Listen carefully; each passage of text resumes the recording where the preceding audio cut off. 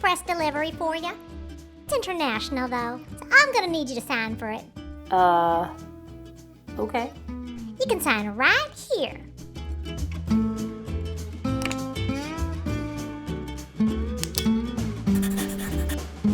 All right, boys, load her up.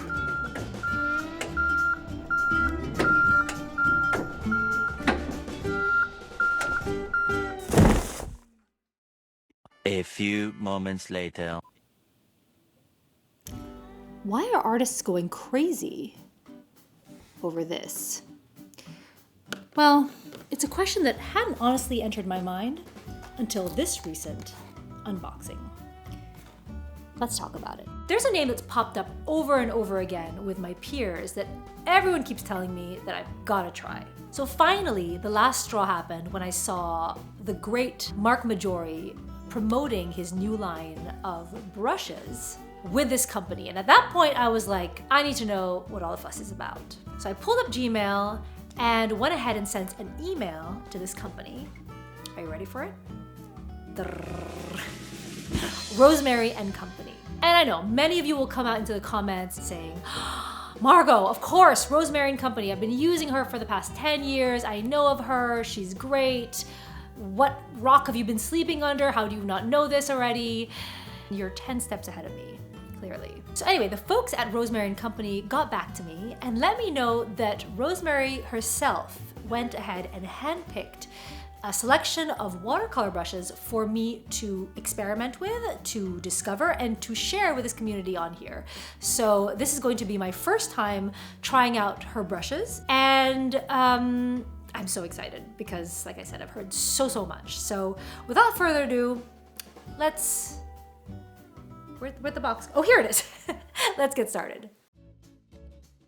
So the first thing that we are met with is her catalog, and her catalog is amazing. Everyone should have one. It's free, first of all, but it's kind of what I would call the encyclopedia of brushes. And no joke, when you look at this catalog, obviously it's a catalog of her entire range of brushes, which you can purchase. But what is so amazing is how well documented all the different shapes, sizes, types of fibers are.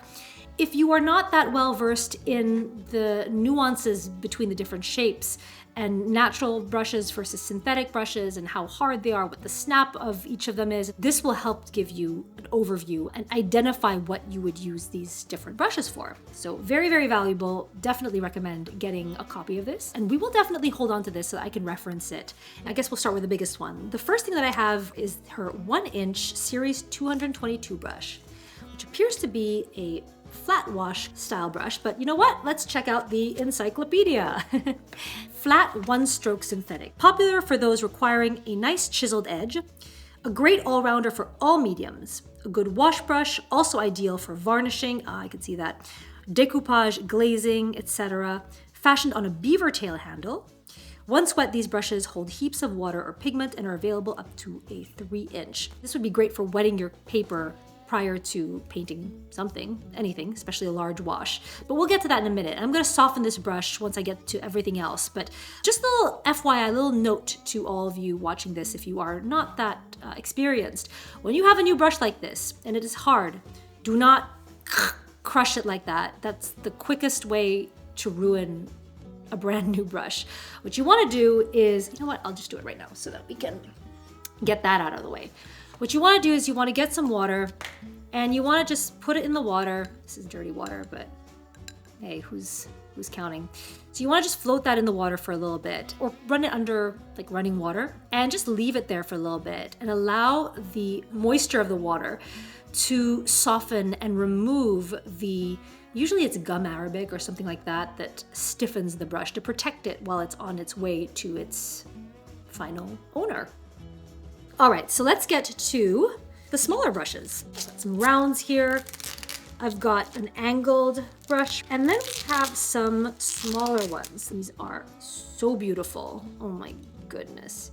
This is a sable blend dagger. So sable blend meaning a combo, basically a mixture between a natural brush and a synthetic brush. And usually sable blends or blend brushes will have some of the intrinsic qualities of both natural brushes and synthetic brushes. Synthetic brushes are known for being a lot snappier, so they're a little bit stiffer, so they retain a point a lot more than natural brushes. They don't hold as much water as a natural brush. Sable brushes soak in a lot of water. They're very absorbent.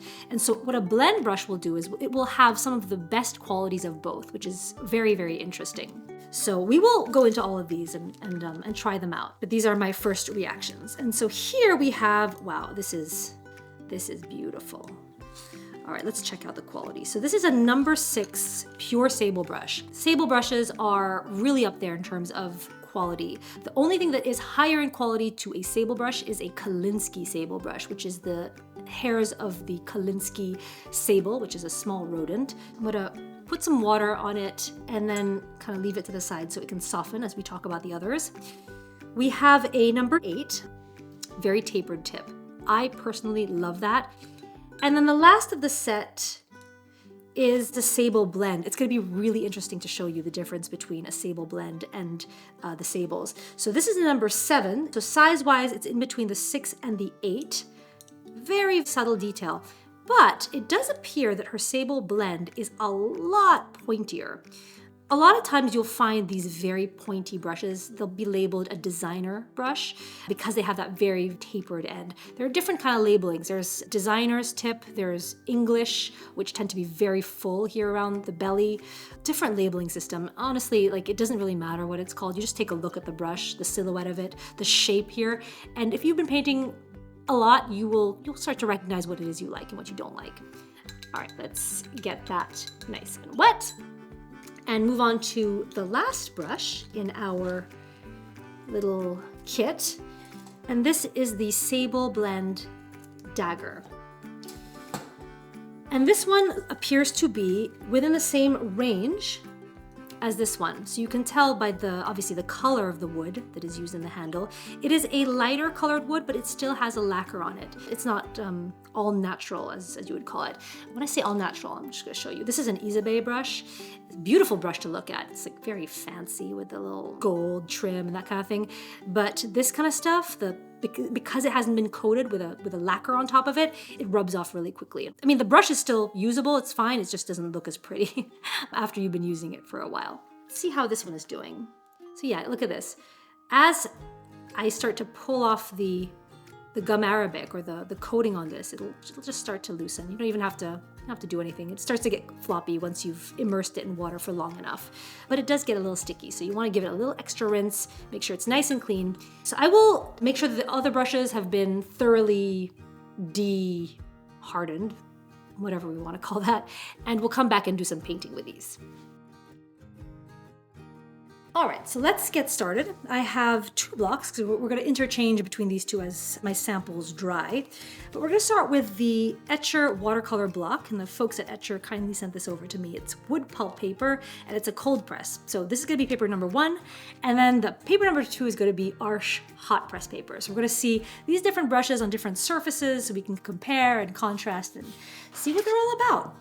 Let's start with the largest brush, which was the number 222. And oh, by the way, I'm working with Michael Harding. I picked up a bunch of his paints over the holidays to work with. I haven't gotten really that deeply into them. So let me know in the comments if you want me to swatch them, if you want to learn more about them, but I have been exploring them recently. So I'm gonna grab let's do some phthalo blue. Let's try to do something kind of wash-y. So wow, it holds a lot. Look at that. I think it's the length of the bristles really that just help with being able to hold a lot, because I'll show you in a little bit what a regular flat wash looks like. The bristles are much shorter, so you're not gonna hold as much liquid. So let's kind of pretend to do a sky. We'll do sort of like a gradated wash. So we'll start with something like this at the top and start to bring it down. And you know what? I'm gonna do the old trick of angling it a little bit so that we don't have any run backs. I'm gonna cheat. It's actually not a cheat. It's just an easy way to avoid cauliflowering. So if you were ever wondering how to get your wash to not have like all the runbacks, that cauliflowering, and be nice and smooth, then tilt it at an angle. It's the easiest way to do it. And then you'll be guaranteed a nice smooth wash. It just holds so much water and it's so effortless. Why have I not had one of these in my arsenal yet? This is amazing. I think I'm going to buy the other two sizes, the 2-inch and the 3-inch, because it is so useful. Look at that. So what I was talking about earlier was that a lot of washes tend to have very short bristles. Like this, for example. I've been buying a lot of them because I have not been able to find the right one for me.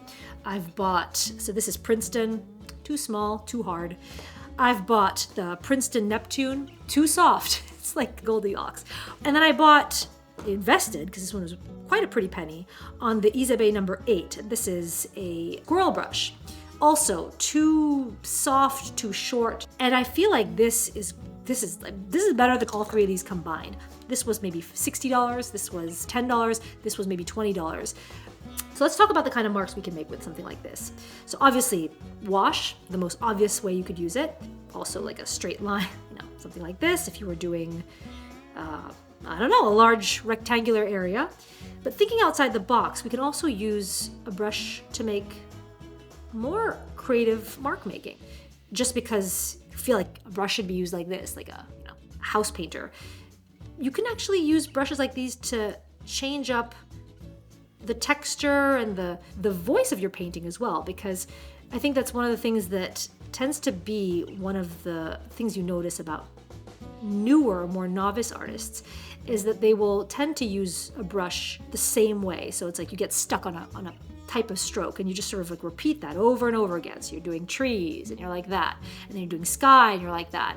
But the mark of somebody with more experience is that they will usually start to change the language and the dynamics of their brush. And I'm saying the word dynamics because I'm thinking about music, because if somebody was playing music and all you heard was da da da da da da da da da da da da, it's like Jaws music, right? But if you have da da da da da da da da da da da da da da da da da, you're creating variations in, well, I'm talking about the melody, but you're creating variances in the visuals. So think about that when you are, even for a brush as simple as this. I mean, this is like a wash brush. It's like nothing. We haven't even gotten to the sable brushes yet, but it's really helpful to think about it in that way. So love this. I'm gonna put these to the side because I don't think I'm gonna use them for a while. I'm loving this one, really. We are out the gate with a bang. All right, let us move on to the next brush. We are gonna do the, what is this? The Sable Blend Dagger next. I'm gonna put this block to the side as it dries, and then I'm gonna grab our hot press paper so we can experiment with that. So this one is a combo sable and synthetic. One of the benefits of having one of these blend brushes is that it takes the best from both worlds. So it takes the ability to hold on to moisture and to pigment that you get from natural brushes, and it combines that with the snappiness, so the fact that the brush comes back to its original shape really, really quickly. So the shape of this dagger brush can create a lot of different types of shapes. So you can have detailed brush strokes like so. You can have these very flower petal-y like compound shapes. You could have lines. Once you get to know this brush and learning how to use it, which admittedly I'm still trying to learn how to do, then it can offer a lot of different options in terms of the type of mark making that you can make. I see a lot of people use it like this for things like rose petals or loose florals. So when I was talking about it holding on to moisture, I really want to show you what that's like. So I'm going to grab some of my water and my pigment, and I'm going to show you how many strokes it takes. And this is a blend brush. This is not a pure sable brush, but just to show you, versus a synthetic brush. So I'm going to keep dabbing on the page until I run out of pigment, just so you can see. So we're going to count them. 1, 2, 3, 4, 5, 6, 7, 8, 9, 10, 11, 12, 13, 7, 28, 29, 30, 31, 32, 37, 48, 49, 50, 51, 52, 73, 74, 75, 76, 77, 78, 79, 80. I mean, we could keep going, but you kind of get a feel for the progression from a wet brush or one that's loaded with a lot of pigment to dry. Now let me show you what that's like for a synthetic brush of comparable size. Not the same shape, but the shape doesn't really matter as much as the size. So I'm gonna grab my number 10. So this is a 1/2 inch, this is a number 10. And I'm going to load up this brush with pigment and with water, and we're gonna see how far we get. This is gonna be so much fun to see the difference. So here goes. 1, 2, 3, 4, 5, 6, 7, 8, 9, 10, 11, 12, 13, 14, 15, 16, 17, 18, 19, 20, 21, 22, 23, 24, 25, 26. We're already dry. 27, 28, 29, 30, 31, 32, 33, 34, 35. Do you see my point? 36, 37, 38, 39, 40, 41, 42, 43, 44. Okay, you can see where I'm going. Look at how much mileage we got out of the blend. And like I said, that was a synthetic blend. So you can see that a natural hairbrush is going to hold so much more moisture and so much more pigment than a synthetic brush. So when people say they're exactly the same, they are not. Some artists might prefer the feel of a synthetic brush and some artists might prefer the feel of a natural brush, but they're not the same. So yeah, that's really eye-opening when you see it done this way. So back to this dagger brush. This is something that delivers a lot of different types of mark making, which I think is really great. Now we're gonna move on to all the round brushes. I'm gonna do all of these on one page because it's gonna be really interesting to see them side by side. So I'm gonna grab my etcher block. So, oh, actually I just realized that I have one brush, which is actually not a sable. It's what's known as a pointed red dot. What is a red dot? Let's find out. Grab the catalog. Oh, here we go. Red dot. We all know that feeling whether your painting is being exhibited in the Tate, a gallery, or your village hall exhibition. You take a second glance and your heart skips a beat. There it is, the red dot. In development, okay, so for you guys who don't know what a red dot is if you go to a gallery and you see paintings for sale, when somebody buys a painting, then the gallery owner or whoever's managing the exhibition will put a sticker, a red sticker, to indicate to all the other people that come by that this painting has been sold. So the red dot collection is sort of a cute little nod to that whole gallery and buying an original kind of experience with the red dot. Anyway, just want to make sure you guys knew about that. So the red dot, in developing this new range of brushes, we have that same feeling. We did it. Finally, a synthetic fiber like no other. A synthetic fiber to replicate sable like never before. All right, well, I'll take you up on that, Rosemary. With all the qualities of natural hair, but 100% synthetic. Okay.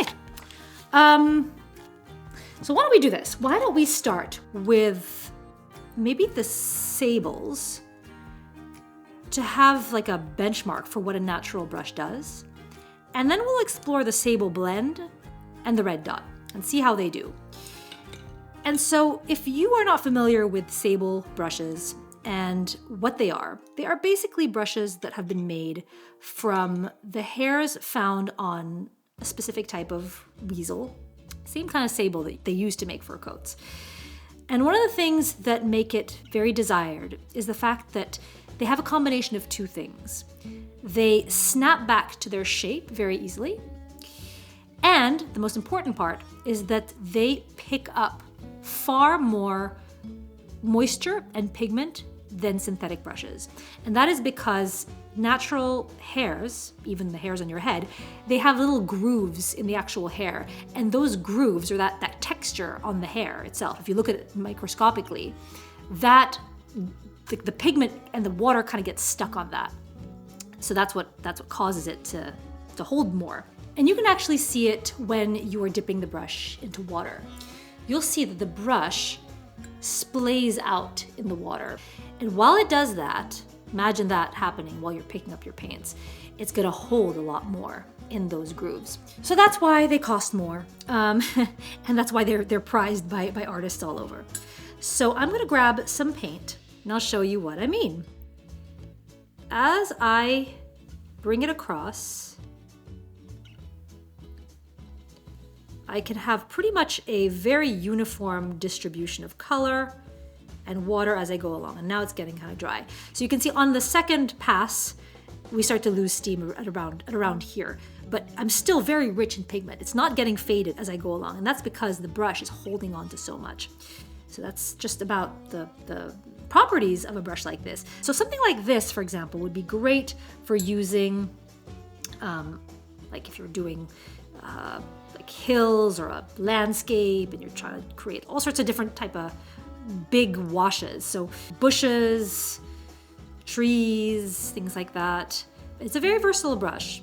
So that is it for the sable brush.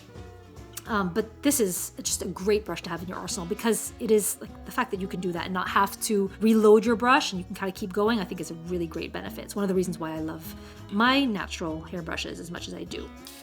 Okay, then we have a number 6. This is just a smaller size. So obviously a number 6 is not going to hold as much moisture in a paint as its larger counterpart. I mean, it just does not have as much. So if you imagine squeezing a sponge out, if you have a big sponge versus a small sponge, you're gonna get a lot less out of it. So this one should, I'm thinking, start to not hold as much maybe around here.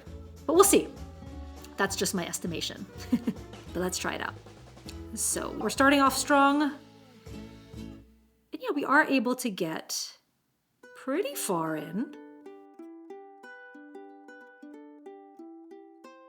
Okay, so at around here. So yeah, we did start to lose gas or start to get to dry brush territory at around this mark right here, as opposed to being able to go 2 layers. Interesting way of testing, right? So again here, just a smaller version of that big one, nice one for landscapes, even portraits. I mean, it's just a great universal brush if you're doing large background washes, and it springs back to its shape really nicely. It feels really great in the hand. Beautiful. All right, now let's compare it to our synthetic blend and then the red dot. So the synthetic blend, I can already tell that the silhouette of this is something that I really love personally because it's a one and done kind of brush. You just load it up and you can get a ton of details. You can do the washes. You can do everything with something like this. Okay, so I'm gonna let's grab some blue and I'm gonna load it thoroughly so we can see how it does. And I love the fact that it's so tapered. Look at that, just even when it's really wet, it has a really nice point. But I'm gonna push down, I'm gonna see how far we can get with it. Oh, it is pretty comparable to the full 100% sable. We're kind of in a similar territory as the number 6. So this is one size larger, this is a number 7. But what I really, really love about this shape is the fact that it has such a generous reservoir, it holds water so well. Is let's say you're doing detail work on something. So let's say you're doing the windows on a house, or you're doing blades of grass, or let's say you're writing something. You can keep going with this like you would if you had a pen and not have to reload and also maintain the same color throughout. And so having one brush that allows you to maintain that same color, I think is great. Oftentimes I'll see people with a small brush like this doing details. You assume that a large brush like this could be only used for large washes and backgrounds, but in actuality, the fact that you have very large reservoir and a point actually makes it a great detail brush. It's just that, you have to think about it a little bit differently because you are working with a tiny tip, but you have more in the tank, so to speak. And now we are going to try the mysterious red dot. This one is a more tapered shape as well. Not as tapered as the sable blend brush, but I want to see how far I can get with this. So here we go. Let's load it up. And we will see if it matches the red sable. Oh, we are getting far. We are getting far. Wow. Oh my goodness. It came up short, but wow, we really got to the other side without it breaking apart. So I want to show you what a Princeton synthetic. Let's do the Heritage one because that's the highest end one. I'm going to grab a number, what is this, number 6. So this one is going to be the Princeton synthetic. And I'll show you how far we get with that. So here we go. But we're gone. So you can see why the red dot is actually really impressive. It's 100% synthetic. but it has those qualities that people look for in the most expensive of brushes. So we have the snap of a sable, but we also have that really amazing fluid and pigment retention. Wow, that's really, this is a big deal. Like, it's really impressive because I've tried a lot of brands that have said, oh, it's the same thing, you know, we're trying our best to imitate, you know, like Sable or Kolinsky. But it doesn't do that. That's really impressive. How much does this cost? This is, let's see, number 8. I want to see how much that costs. Usually a number 8. So number 8 from Isabe, like this one, this is a Kolinsky Sable. This cost me about $80 something to give you an idea. So let's see how much the red dot costs. Here we go. The red dot at a number 8 size is gonna cost, what? £8.35. So that's basically the equivalent of less than $10. Wow. Okay. All right. So that's exciting.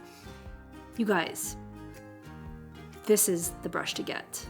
If you are starting out, screw if you're starting out. I mean, if you're just like, if you want the feeling of a sable brush and you want to be cruelty-free, the price is unbelievable. You guys have got to get onto Rosemary's site and try this because this is not possible. This is not possible. Was I like reading the wrong line? No, £8.35. Unbelievable. So all in all, really impressed. Loved everything. Everything is just, and also this one, great value, great brush to have in your arsenal. I'm super excited. I absolutely loved everything. Quality brushes, love them. They will be part of my permanent collection of brushes. But yeah, check her out. Check out Rosemary and Company. Check out her catalog, and go get yourself one of these. I mean, skip the Starbucks today. Get yourself a red dot brush. Truly. So I hope you enjoyed this video and that it gave you a nice overview of what to expect with Rosemary and Company and her brushes. So as always, thank you so much for watching and for joining me on this video. And if you want to have a little primer on brushes in general, I have an unofficial manual to brushes. If you ever wanted to know the difference between a long handle, a short handle, synthetic, we talked a little bit about this today, but synthetic, natural brushes, all the different shapes, all that kind of good stuff. I will link a video right here so you can check that out and expand your knowledge of brushes. But otherwise, thank you so much for joining me, and I will see you in the next one.